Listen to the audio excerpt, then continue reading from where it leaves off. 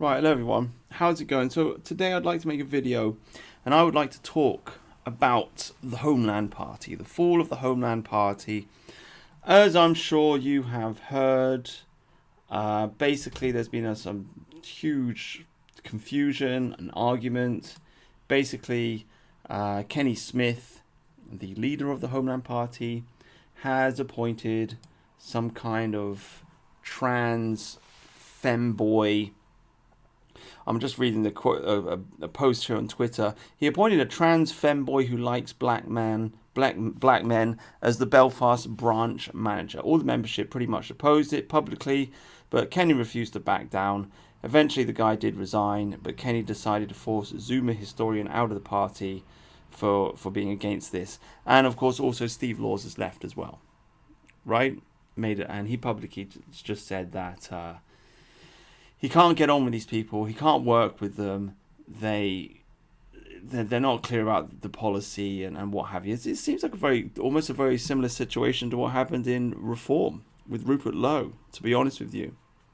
Okay, so I mean, as far as I'm concerned, if Steve Laws is left, then that's it for Homeland. It's just a facade now. Like what's the point? Steve Laws was the star. At least it was for me, anyway. If you can't keep a good guy like that in your party, then you've got serious problems with your party. And if a good guy like that is leaving your party because he's opposed to transgenderism, right? Like if you're losing Steve Laws because you're defending a transgender guy, then you've got big problems. This is not good. So it's essentially the end of Homeland, as far as I can see it. So I thought I'd comment on this. I thought I'd make a bit of a long, rambling video and express my opinions on this subject matter. I want to be clear here. I don't really know the details, okay? I'm not a close follower of Homeland. I'm not a close follower of all the gossip and the ins and the outs. I really don't know the details. Sorry, so take everything I say with a pinch of salt. I just feel I'd like to make some kind of comment on it because I've been on the internet for 8 years. Well, actually, I started making videos 2016. So nearly 10 years, nearly a decade on the internet. Got involved with the alt-right back in the day. Had my videos posted on the Daily Stormer back in the day. Did a podcast, not a podcast, well, yeah, a podcast with Sven Longshanks back in the day. He's in jail now, isn't he? Used to be hosted on Morgoth's blog back in the day, way back in the day. I've had multiple YouTube channels. They've all been shut down. I just feel like, so I've just watched this bullshit for a long time, okay?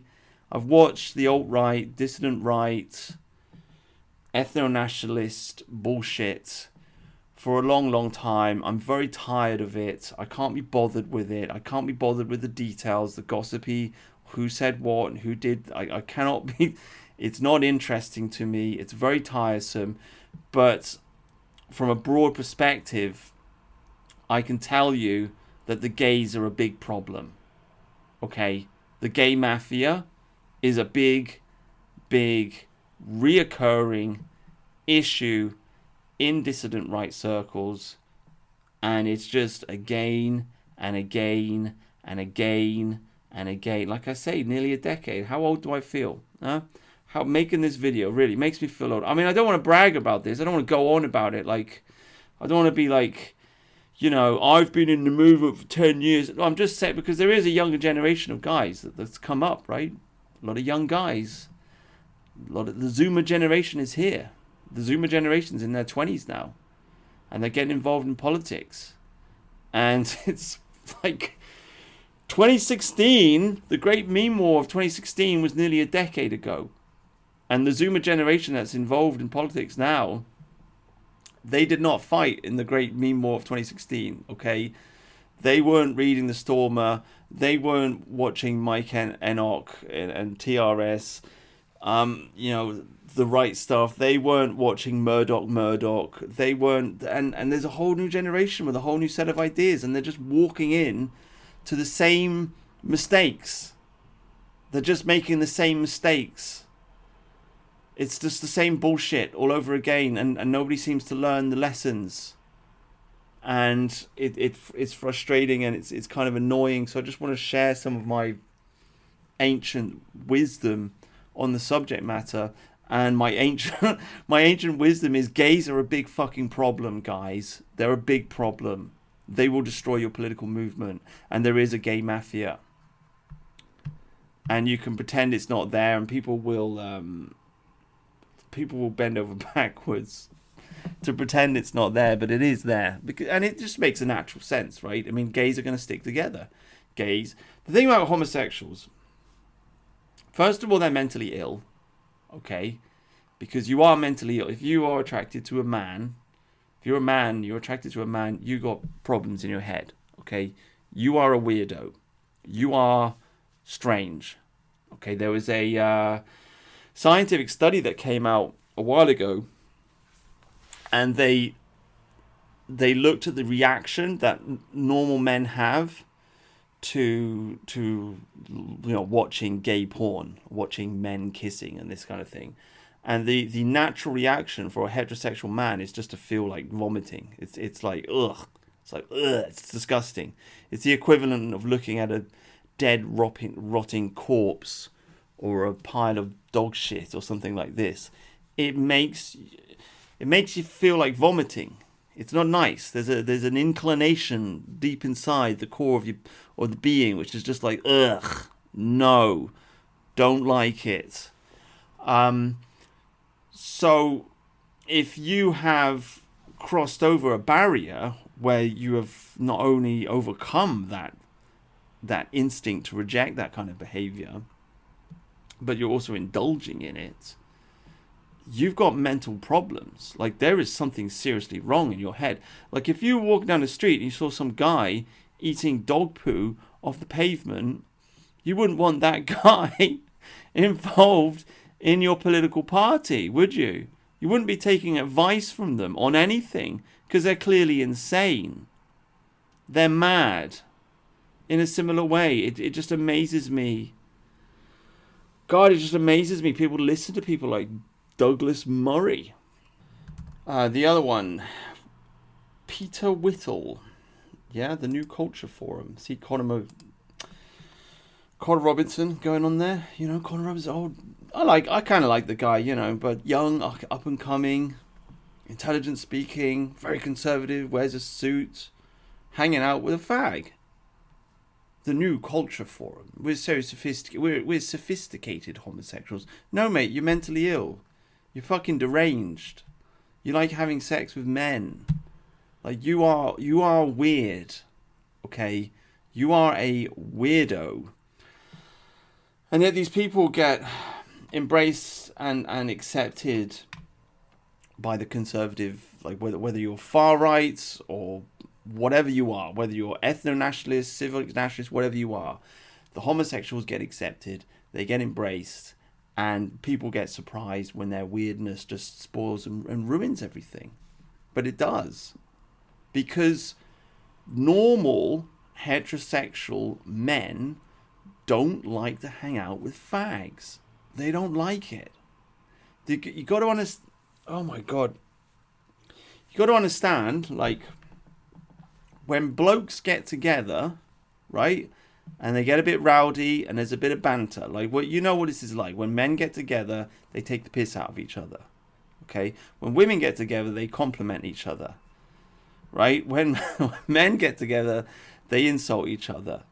Or another way of putting it, when women get together, they give each other fake compliments. When men get together, they give each other fake insults. But, like, what's the commonest insult blokes give each other? Oh, you're gay. You're a fag. Right? That's the baseline.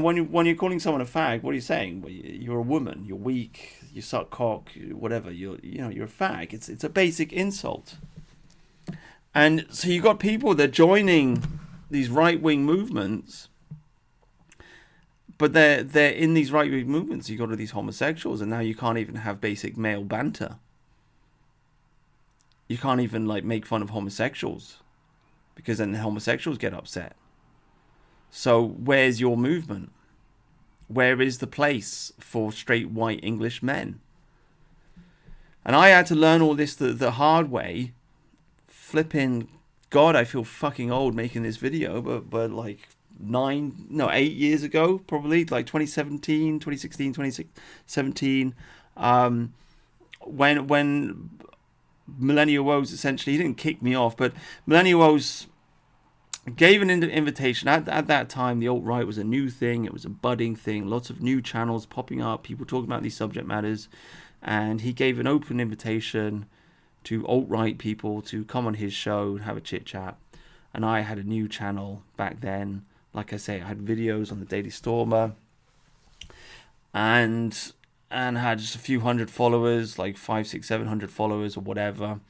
And I thought, oh great, I'll go on Millennial. But Millennial Woes said no, you can't come on. Why wasn't I allowed on? Because I was making fun of Greg Johnson. Who's Greg Johnson? Greg Johnson is an American homosexual who publishes books.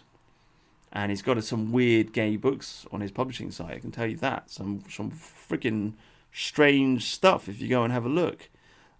So he's a big publisher.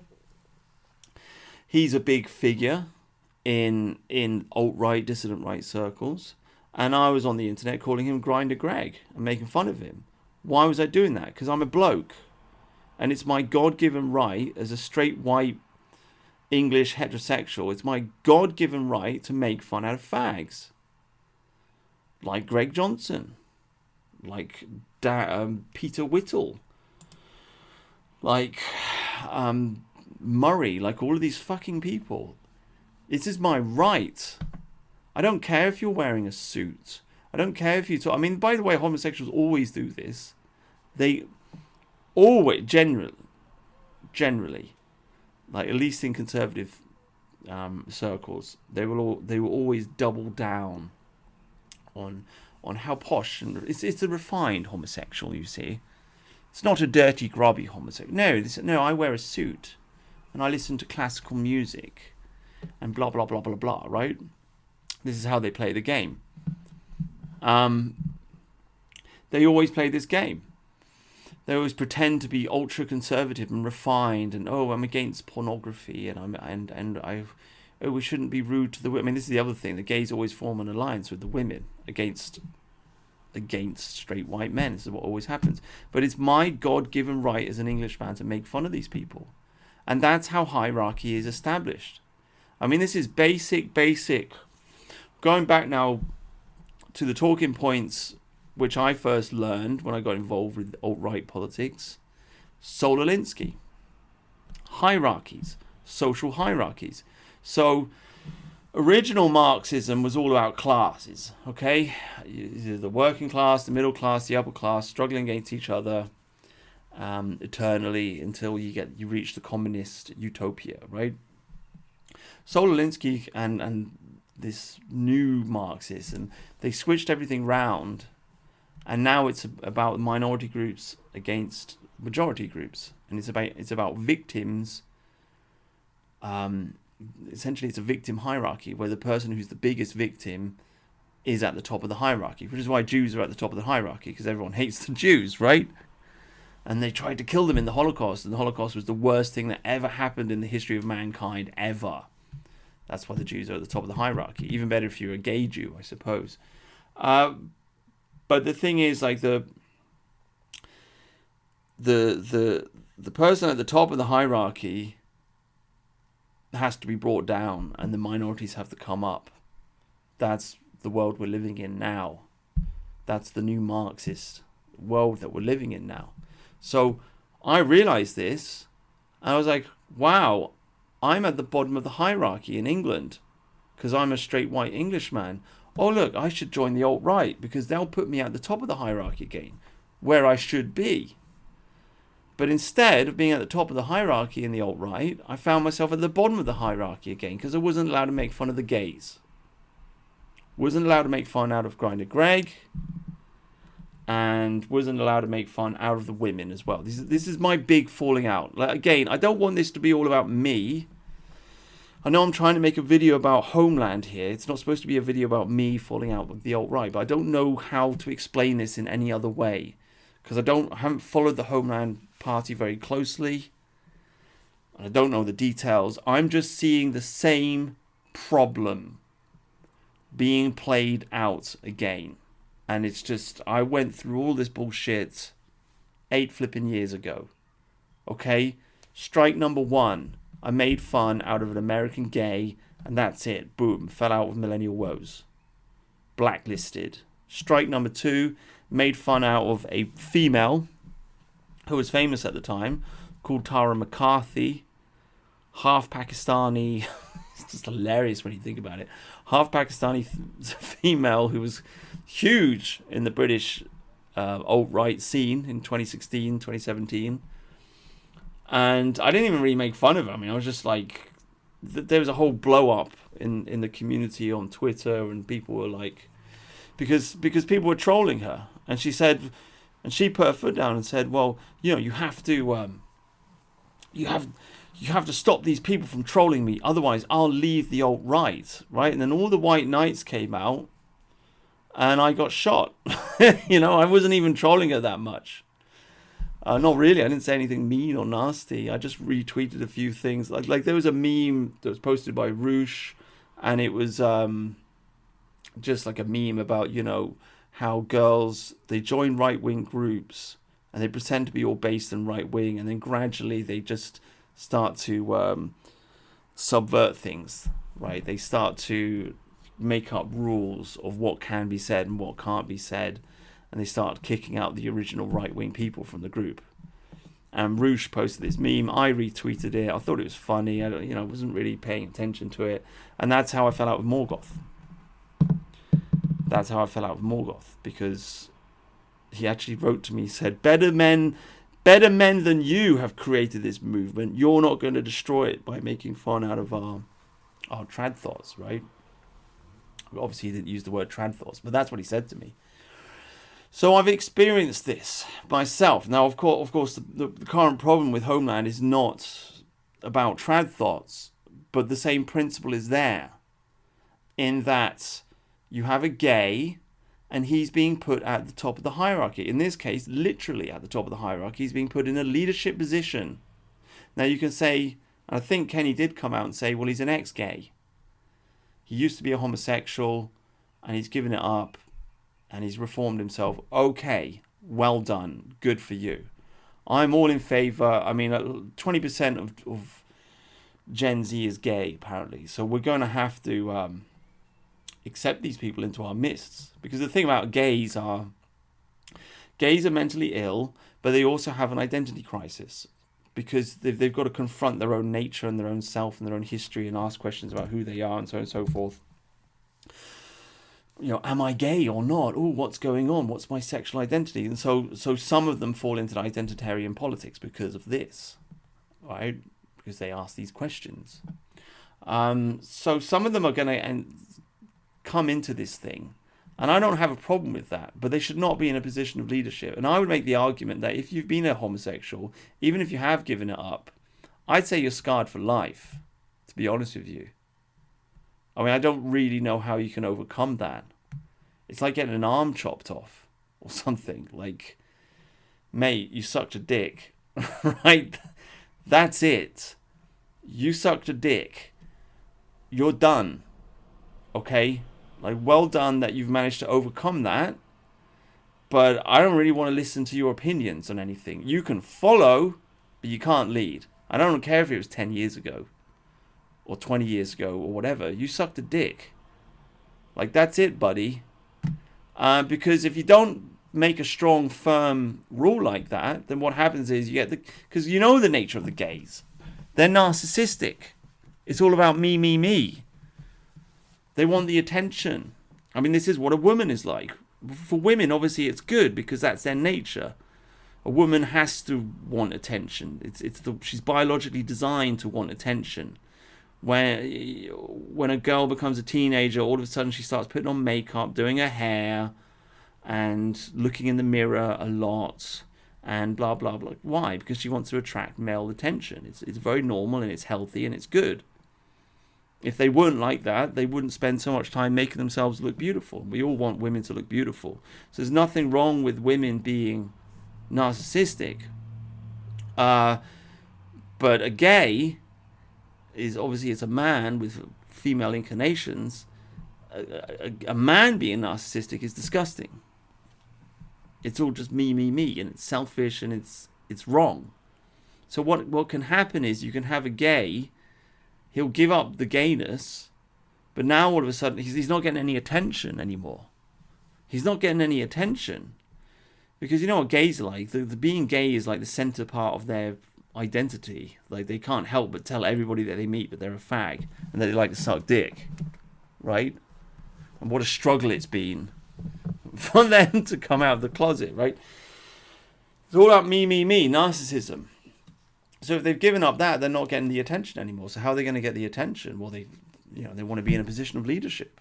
They want people to listen to their voice, listen to their stupid ideas. So you've got to put a firm hand down to stop this from happening. Otherwise, you're going to end up with a movement full of ex-fags, right? And fags, and gays. And like I said at the beginning of this little ramble, I made the point, it's a gay mafia. Now you could say, oh, there's no gay mafia. They're not organized. They don't meet up in secret. I mean, I don't know. Maybe they do, maybe they don't. But the problem is, the point is they stick together. I mean, this is just basic Kevin McDonald's stuff. Read Culture of Critique. Obviously, he doesn't talk about the gays. He's talking about the Jews. But the gays behave exactly the same way as the Jews in many ways. In that the Jews kind of like pretend to be white, and then they move into the, it's been ages since I read the Cultural Critique, but I think he talks about the university system, and they move into it, and they just develop their own little cult within it, and they push everybody else out, right? In a similar way, the gays, they'll move in, they'll pretend to be straight, or they act like straight people, sort of. They move in, and then they push. That they'll defend themselves, or they won't push everybody else out, but they'll push out anybody that's anti-gay out. They'll say, "Oh, you're just, this is a gay." I remember Greg Johnson had a word for it, like a gay crisis. Every now and again, the dissident right has a gay crisis, and everybody starts screaming about all the gays in the movement, and then it just goes under, and we move past it. It's like, well, maybe the dissident right keeps having a gay crisis because people on the right don't want to deal with homosexual men. We don't want these people in our movement. We don't want it. It's poison. It's fucking poison. I mean, case in point, remember the Witan? What's this guy called? Evelyn Grant. I actually remember thinking back in the day, cool, the Witan, that's a good movement. I mean, I haven't followed it because as soon as I saw that this guy was going, I just thought to myself, well, I'm never going to go and attend that. Imagine that. You go to a nice meeting in the countryside somewhere, right, with some like-minded nationalist people, and all of a sudden the transgender guy stands up at the front of class and starts giving a lecture about Evola. And it's like, what the fuck is this? What is this? What is this? Why? Basic stuff. You've got to kick the homosexuals out. So I don't know if it's obviously with the political party. I mean, this is another whole question in itself, right? Homeland. What should Homeland do about this? Well, Homeland is never going to get elected because it's an openly ethno-nationalist. But actually, I don't even know. I'm assuming it's an openly ethno-nationalist party, but I've heard that their policies have been watered down. But whatever. Ex-patriotic alternative Kenny sets up this party. It's ethno-nationalist. They're never going to get elected. What they can do is organize and bring people together and have meetings and give people some hope. And they can be a voice in politics, right? And push their agenda and their vision forwards. That's what they can be. So really, I suppose it's not a case of they can't get elected. It's more like they're so far to the right that it's going to take a decade or 2 decades until they get elected or something like this. But it's not completely hopeless and it's not completely useless. But the point is, if you're going to be radical and far right, what's the point of being pro-gay? You might as well just put your cards on the table and just say, we want to ban homosexuality. I mean, is it really that much of a radical idea? It's only been legal for, what, 50 years? 60 years? Something? It was illegal when we ruled the world, when the Victorians ruled the world. Is it really a radical idea to say homosexuality should be banned? I mean, compared to the quite radical idea of kicking all the brown people out of the country. I mean, what kind of audience are you catering to here?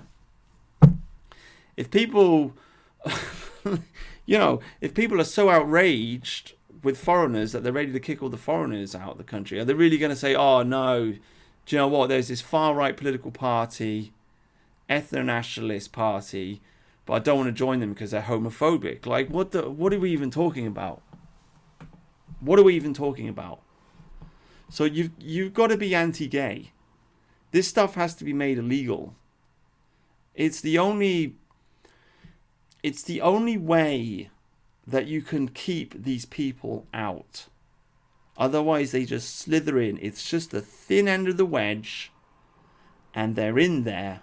And like I say, you're no longer at the top of the hierarchy, which is where you should be. The straight white English man should be at the top of the hierarchy. You should be making fun of gays, making fun out of foreigners, and making fun out of women. Right, now, when it comes to the women, I don't mean in a nasty way. I don't want people to get the wrong idea here. There's too much, like, weird. I've just been looking at the manosphere, actually. I don't know why. I haven't looked at those guys for quite a while. Because they're too hyper masculine. I'm a man. I'm an alpha male. You know, they're just too American and too hyper masculine for me. To be honest with you, it's all like a bit. I think masculinity should be understated, not overstated. You know what I mean? Like the Andrew Tate thing is just really not for me. But anyway, I was just having a little look at it, and they do look like a bunch of angry people. I'm sorry. There's a lot of angry guys, angry manosphere guys, shouting bitches and whores and this, that, and the other. So I don't think this type of narrative is very helpful. But a gentle banter is absolutely necessary. A gentle, sexist banter. And in my experience, most girls like it. The back and forth. The eternal sex war. If it's done nicely. If it's done without anger. If it's done with... I don't know, that gentle West Country vibe, I suppose. That gentle, sexist... vibe, then it's okay. But the point I'm trying to make is you have to have the straight white man at the top of the hierarchy, not at the bottom. And if the straight white man is at the top of the hierarchy, he's going to be making fun of gays. And if he's making fun of the gays won't stick around. They'll be out because they'll just be like, what do you want, fag? You know, until they leave, until they're not part of the movement. If your movement does have gays in it, like Millennial, right? Like the Witan, like these fucking civic nationalists and the New Culture Forum and all this bullshit. If it's got gays, it's not really actually right-wing at all, and it's not really actually very masculine, and you as a straight white heterosexual man, you're not really able to be your true self in such a movement, in such a situation, because you won't be able to do the banter. It's really simple, and we need a safe space, right? We need a place for white men to come together. Straight white English men come together, talk about the facts, and talk about what's going on, and then generate power through that camaraderie, that brotherhood. That's what we need. And that is totally ruined by homosexuals. And I'm sure many of you, I've worked with gays, right? If you're working with a gay, all of a sudden, some things you can't say anymore, right? It kind of spoils things. Just like when you're working with foreigners. some things you just can't say anymore. Or you're working with women, some things you just can't say anymore, right? But you get straight white English men together without any of those other groups interfering. It's a different ball game. They kind of rub off each other, and the energy level gets higher, and that's what we need in order to save this country. I'm just absolutely sick to the back teeth of this just like dealing with the opinions of stupid people. You know, I mean, the women thing is different because I like women. Who doesn't like women? Everyone likes women. So we need women because we need to get them pregnant and have babies and have families and so on and so forth. So you have to cater to the women. But it should be like an on-off thing. Like sometimes men and women together, but also you need men on their own talking about stuff on their own. Just like women need their space on their own, talking, moaning about the men. Women need to get together, have a moan about the men. Men need to get together, have a moan about the women. That's kind of like the balance that you should have. And then sometimes they join and so on and so forth. But we've got to have a clear vision in our minds of what we want to build here. We're not going to, like, people for some reason they think, first we'll kick the foreigners out and then we'll deal with the homosexual problem. No, it's not going to work like that. You have to be pure. You have to have some purity.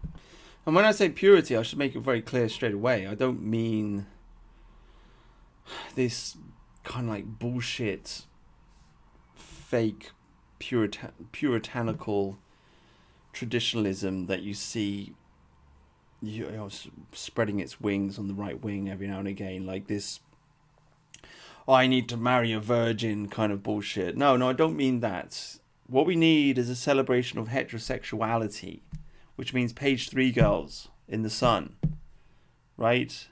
It means, oh man, you got to love your British slag, okay? You can't get too arsey and upset with women for going on Tinder and doing this and sleeping around or whatever. This is not, like, you should... I understand there are problems with this. I understand that the higher the body count, the harder it is for them to settle down, etc., etc. I understand all these problems.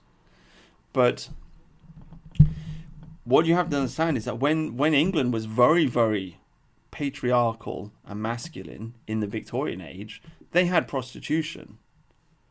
They even had, I heard, one of the prime ministers used to take his mistress to the opera. So the politicians had mistresses. Prostitution was open and legal. People used to sleep around. Okay? People used to have affairs, scandalous affairs. It wasn't completely unheard of. So, in my mind, I've actually gone back and forth on the homosexual issue for a long time. Should it be legal? Shouldn't it be legal? The pros and the cons, because I'm a classical English libertarian, right? Classical English liberal. I hate the way that the left wing has taken the term liberal and turned it into a left wing concept. I mean, liberal just means freedom. Like, don't you want to be free? I mean, I know a lot of people on the internet don't want to be free and you want your fascist dictatorship, which is another problem. But nonetheless, I'm basically a liberal. And so the question comes, well, if I'm a liberal, then surely logically you should want to allow men to have sex with each other.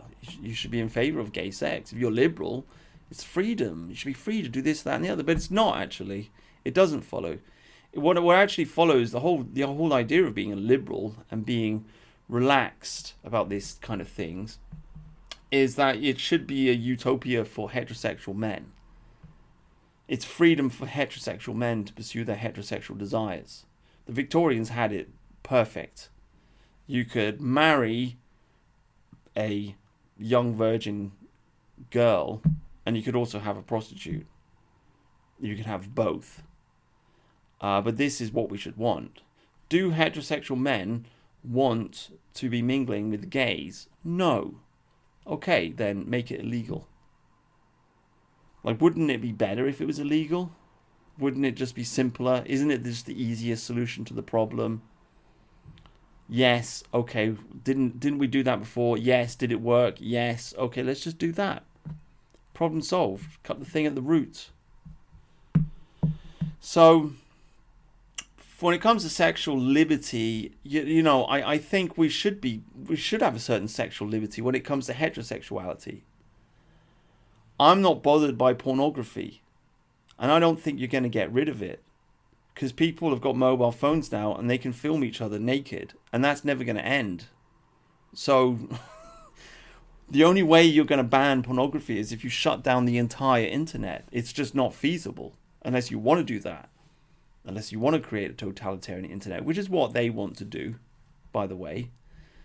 The New World Order and so on and so forth. So I just practically don't think it's possible to ban pornography. I think it's silly to ban it. I think that if you've got a problem with masturbating, then just stop masturbating. I've stopped. So if you have a problem with pornography addiction, stop playing with your dick, right? Stop, like, what the fuck is this? Like, oh my god, like, you're so lacking in self-control that you want the entire internet to be shut down just because you can't stop playing with your dick. Like, take personal responsibility. Stop touching yourself, okay? It's really simple. So I don't think the dissident right should be too prudish about sexual matters, because it makes us seem really boring. And I don't think we should be boring. I think, do you know what a great movie everybody in the dissident right should watch? It's a movie from the 90s called Dazed and Confused. And I know a lot of people watch this. They might say, oh, that's degenerate. Oh, it's terrible. No, it's like, this is like a utopian vision. Okay, if you don't know the film, it's set in Texas in the 70s. I think Richard Linklater was the director. Directed in the 90s, but it was set in Texas in the 70s. And it's about high school. And it's the last year of summer. And, the kids come out. They're driving around the place. They're going to have a party. They get some beer. They smoke some weed. They stay up all night in the forest drinking. There's some making out. The girls, you don't see any sex scenes or anything, but all throughout the entire movie, by the way, it's very interesting to me. The guys are just like giving the girls a slap on the bum, right?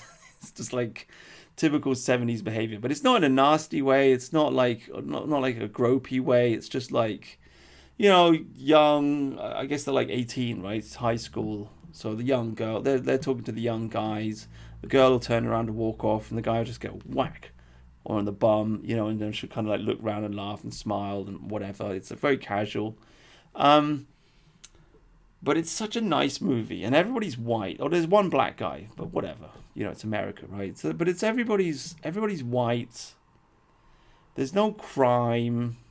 There is some crime actually, but it's just kids having fun, right? You get such a nice vibe from this movie.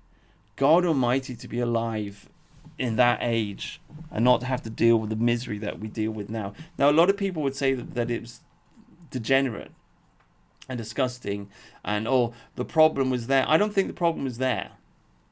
These people were having sex outside of marriage. Okay, big deal. People have been doing that since the beginning of time. I just don't think taking this hyper prudish attitude to sexuality is going to be good for us as a movement, because it just makes us seem stiff and boring, because the left wing is dead, sexually dead, because they've embraced transgenderism, they've embraced homosexuality, and it's sterile. It's not leading anywhere. The left wing used to be cool. The left wing back in the day, it used to be kind of, it's bohemian. It was people having sex. I mean, let's be honest. If you were a hippie in the 60s, you were left wing, but you got laid.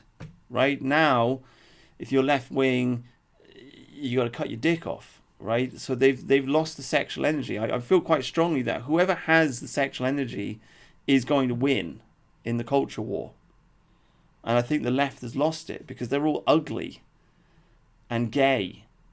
So it's there for the taking, but it has to be heterosexual energy. You have to push the gays out. So I don't think we should be too prudish. I think we should be accepting of people going on dates, accepting of, like, don't get too upset about Tinder and OnlyFans and porn, like whatever. Just at least white people should just start having sex with each other, because you don't have sex with each other, you can't make babies. We need to make babies, right? We don't want to be too prudish. We should have that 70s vibe or that 90s vibe where people used to drink, smoke weed, have sex. That's fantastic. I want to join a movement where that's what people do. Do you know what I mean? So I don't think we should be too prudish, but you draw a line with the gays and you kick them out. That's the way it's got to be moving forwards. That's the kind of movement I would like to be involved in. Just men and women laughing, joking, and making fun out of gays and brown people. Sign me up for that, right? See what I'm trying to say here? So, and by the way, you know, the gays and the women, like I said earlier in the video, like the gays and the women, they team up against the white men. They always do this. I've seen Greg Johnson do this many times. It's always the gay teams up with the feminist, the slightly feminist woman and the slightly feminist man to kick out and to expel the kind of rowdy, loudmouthed, heterosexual white man from the movement, right? The guy that's got a bit of banter. And why do they do this? They do this, the gays do this, because they know that kind of red-blooded, loudmouthed, heterosexual man is going to kick them out. Because the red-blooded, heterosexual man is going to call him a fag. They're going to be like, hey, Grinder Greg. Huh? Fag? Fucking fag. Gay boy. Right? And if you start making fun out of all the gays in the movement, then you're not going to be around anymore. I mean, this other fucking guy gay, this fucking Evelyn Grant. How the fuck did this guy get to this prominent position? And how is it anybody tolerated the academic agent having this weirdo following him around? You're in a cult. You're in a cult. This is not normal. This is weird. If the dissident right was healthy, these people wouldn't survive for 5 fucking seconds, because people are like, oh, what the fuck? You think you're a woman? You're a tranny. Fuck off. Do you see what I'm saying? Oh my god, like this the new culture forum, like, oh, Peter, what the fuck is this guy called? Peter Whittle. How does this guy have a position of power in the right wing? You know, it doesn't make sense. He should be out. Goodbye, gay boy. I'm not saying physically remove them or fight. I'm just saying, like, in terms of the culture, if you're making fun of these people all the time, they will leave, right? Because unlike fascists, I'm a liberal, right? And I believe there's 2 ways to make people behave. You can either make lots of rules that they have to follow. That's the kind of like the left-wing communist female way of doing things, or you encourage virtue and you encourage good behavior, and then the thing will sort itself out. So I believe in peer pressure. A really truly conservative traditionalist society is built on peer pressure, right? Someone's fat, you make fun of them for being fat, and then they lose weight, right? If someone's gay, you make fun of them for being gay, they stop being gay, etc., etc. If a woman's a slag, you call her a slag, and she'll stop being a slag, right? This is really how society should be managed, through peer pressure. And how do you get that peer pressure? Well, you have freedom of speech, and you have the freedom to insult each other. If you've got the banter, then the gays run away and the weirdos run away because they can't handle the banter. They can't handle it, you see. So anyway, that's kind of how, like, I mean, that's the main thrust of what I want to say about why Homeland has disintegrated. 45 minutes in, yeah, it's the fucking gays. Like, just, God Almighty, just, can we please just be done with these people? Really, can we just be done with these people? And the other point, of course, is it's because it's a neo-Nazi party, right? I mean, I don't want to talk for more than an hour, so, you know, I'll give you 15 minutes, but it's a neo-Nazi party, okay? There's no Union Jack. There's no Union Jack on the patriotic alternative either, by the way. I talked to Sven Longshanks about it. He said, no, it's banned, right? Sven Longshanks, my old friend, now in jail. You know what Sven said to me about Greg Johnson back in the day? He said that he doesn't like him, but he doesn't want to say anything about it publicly because he was going to go to some meeting and maybe he'd be sitting there. Oh no, it wasn't Greg Johnson. It was the other fag. What was it? It was I can't remember the guy's name. I can't be bothered to find it. But anyway, some other gay that's been in the movement. He said, oh, I don't want to say anything because I've got to go to this meeting. I'll be sitting next to him. It'll be awkward. It'll be weird. And that's it. That's how it works. That's really how it works. Oh, I don't want to say anything about Greg Johnson because, you know, then I won't get to go on Millennial. And that's it. That's your movement is finished. But anyway, what was I saying? Yeah, it's banned. Union Jack was banned in the patriotic alternative, or flags were banned, right? I mean, by the way, I've just, I've just looked at the PA Twitter. Like, they're doing okay. They're doing this fitness thing. They've got some community. They go for walks in the countryside. I think it's nice. I would never join because they hate me, but, I think it's nice. I think it's okay. I don't think it's bad, right? Again, I want to make this clear. If I haven't made this, I was going to make this clear at the beginning of the video, but I don't want this to seem like an attack on Homeland or on PA or anything. I'm sure there's lots of good people trying to do good things, okay? I'm very much in favor of cup half full instead of cup half empty. So I don't think PA is all bad, but it's not, and I don't think Homeland's all bad, but they don't fly the Union Jack, and they're Nazis, okay? And I know a lot of you complain, oh, we're not Nazis, but no, you are. You're secret Nazis. You won't admit it openly, but if you're posting the 14 words was made by an American neo-Nazi called David Lane, who went to prison for stealing, right? This is not good. The 14 words is terrible marketing. It's terrible. You want to get away from this as fast as you possibly can.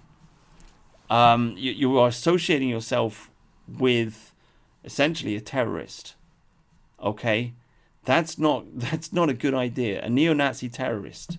So Steve Laws, I remember, posted the 14 words. And then he lost his job, right? I don't know if that was related. But this is just terrible branding. If you're posting the 14 words, you're a Nazi. It's a Nazi slogan. I'm sorry. And you can say, well, I believe in the meaning of the... Well, I believe in the meaning of the slogan too. I am an ethno-nationalist. I want to kick all the foreigners out. Okay? But make a new slogan. How about England for the English and a Britain for the British? That's a good one. Stick with that. We'll run with that, right? Drop the 14 words. And when it comes to... I mean, I've got 10 minutes to explain it, but do not believe, just because you've watched The Greatest History Never Told or Battle for Europa, don't think that you know everything about the Second World War, because you don't. Okay, what if Alt His just did a great video on this, complaining? He spends like 20 minutes at the beginning of the video complaining about how little people actually know about the Second World War. They haven't done the reading. They don't know any of it. They've just gone on the internet. They've come to the conclusion that, oh, okay, Jews are bad, therefore Hitler good. This is a false conclusion. Just because Jews are bad doesn't mean Hitler's good. Does it? Right?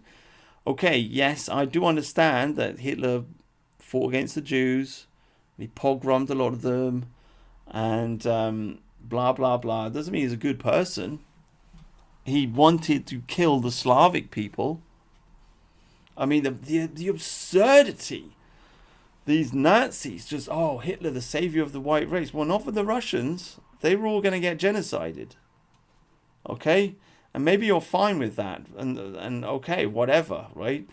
But don't pretend he's the savior of the white race. Savior of the Germanic race, perhaps, but not the white race as a sum total. It's foolish.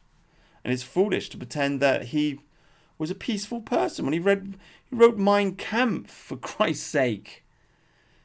And again and again and again, he made it very, very clear that he wanted to invade Eastern Europe. That was the whole goal. That was the plan. Form an alliance with Britain, invade Eastern Europe. So he was not peaceful. And it's just very foolish to associate yourself with him when he's a hated figure. We fought a war against him. My grandfather fought against him. Do you wish my grandfather was dead? Do you wish I was dead? You are going to hit a brick wall with this subject matter. And you all know this because otherwise you'd be flying the swastika everywhere. And you're not. You know the British public don't like Hitler. So if the British public don't like Hitler, reject him. But reject him fully. Don't play this game, which the National Front's been playing, the BNP's been playing it, the Patriotic Alternative's been playing it, Homeland's been playing it. You've all been playing it for decades now. This game where on the surface you pretend to be pro-English and blah, blah, blah, but you scratch a little bit under the surface and everyone's, sharing Hitler memes and saying, oh, at least we're not speaking German and blah, blah, blah. It's poison. People will join your movement thinking they're getting involved with something that's pro-English, but then they scratch a little bit beneath the surface and all of a sudden everyone's banging on about how much they love Germany. Even Jonathan Bowden said, Germany is the heart of Europe. Germany is not the heart of Europe. England is the heart of Europe. We conquered the world. The whole world speaks our language, follows our system of law, follows our science. We've achieved much more than the Germans ever achieved. We've spread the white race more than the Germans ever had. We created America, Australia, New Zealand. If you think about it, it's probably about 200 million white English men in this world. Okay, 60 in England, 20 in Canada, 20 in Australia. Not men, but men and women. And then probably another 100 million in America with English ancestry. And I know you'll say, oh, but Americans are descended from Germans. No, they've changed their mind on that. They go back and forth on that. If you look in the past, a lot of Americans used to identify as English. Because they get to choose which box they tick. But whatever the case, it's our colony. There's a lot of English blood in America. So 200 million white English men in this world, the dominant cultural, economic, military force in this world. Why not rally behind that instead of rallying behind poxy Adolf Hitler? Are you retarded? Are you dumb?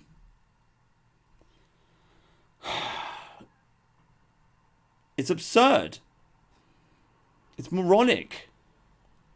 It's got to end, this stupid lie. Oh, Hitler only wanted peace. Why did he invade Austria then? You can't just start invading countries in the middle of Europe and not trigger a war. He even wrote in Mein Kampf, he said, we cannot retake Austria without bloodshed. Right? They assassinated the president of Austria like 2 years before they invaded. And in response to that, you'll say, oh, but it was an invasion. The Austrians wanted it. Yeah, I can show you English people on the side of the road waving European Union flags. Doesn't mean everybody in this country wants to be part of the European Union. Right? So don't just give me some propaganda bullshit, some Nazi propaganda bullshit of people, Hitler Youth waving flags on the side of the road when Hitler enters the country. Don't give me that nonsense. Come on. Here's $1 million question. Would the war have happened if Hitler hadn't have invaded Austria? And the answer is no.